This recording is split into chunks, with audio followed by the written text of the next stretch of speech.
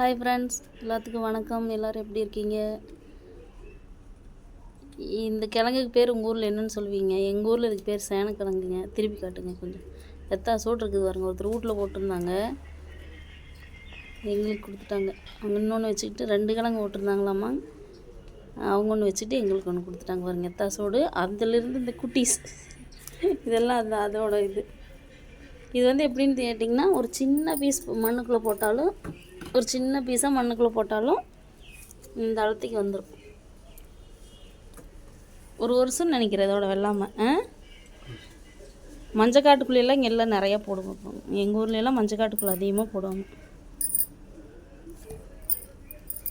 இதில் சிப்ஸு போடலாம், பொரியல் பண்ணலாம், காரக்குழம்பு வைக்கலாம். என்னங்க அறுக்கும்போது மட்டும் இந்த பக்கம் நீட்டுங்க.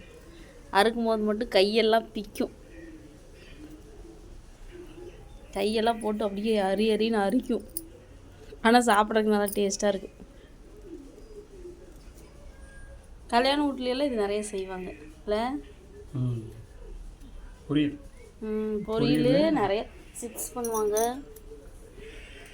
இது அதிகமாக இந்த கல்யாணத்து வீட்டில் தான் இதை பார்க்க முடியும்.